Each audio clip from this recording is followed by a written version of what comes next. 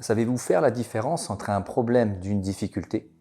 Le problème vient de l'extérieur, la difficulté de l'intérieur. Et l'une des plus grandes difficultés de nos jours est que nous ne savons plus communiquer.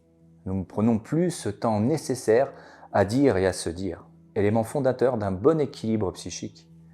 Certains neuroscientifiques affirment que nous avons 21 jours pour pouvoir exprimer le problème avant qu'il n'en devienne une difficulté, avant qu'il ne devienne un conditionnement inconscient.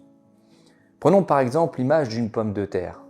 Lors d'un malentendu, d'une contrariété, nous réagissons. C'est de la réaction à chaud.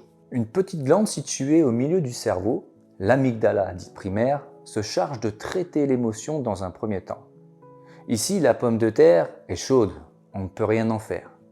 Mais il suffirait d'attendre quelques heures pour voir cette pomme de terre tiédir et en faire quelque chose de sensé. À partir de là, nous passons de la réaction au raisonnement. Cette partie, zone frontale du cortex qui permet l'observation d'une situation conflictuelle pour lui donner du sens. Mais attention, plus de 21 jours sans dire, c'est passer d'un problème à une difficulté ancrée, incrustée en mémoire à long terme où tout devient programmé à vivre le même schéma en cas de désaccord. Ici, la pomme de terre se cristallise pour conditionner un problème en une difficulté inconsciente. L'émotion prend alors le dessus. De la réaction, nous passons directement au souvenir inconscient stocké en mémoire à long terme, détruisant la possibilité de traiter l'expérience.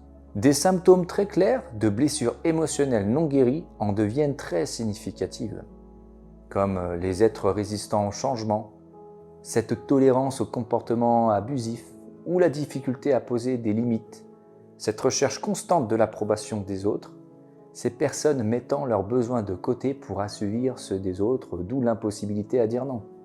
Autrement dit, le manque d'estime de soi.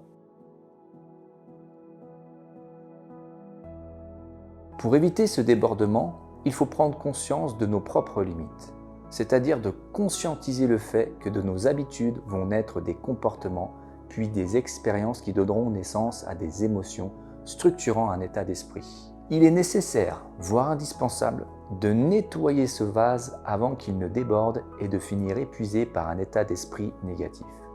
Et nous pouvons le faire en s'intéressant davantage à la nature de nos intentions, autrement dit à nos pensées. Nous irons voir prochainement à quel point la pensée est une intention qui fabrique et façonne non seulement notre environnement, mais surtout la personne que nous sommes, que nous serons ou que nous avons été. Nous comprendrons ainsi que la notion de pensée est certainement bien plus que nous le pensons.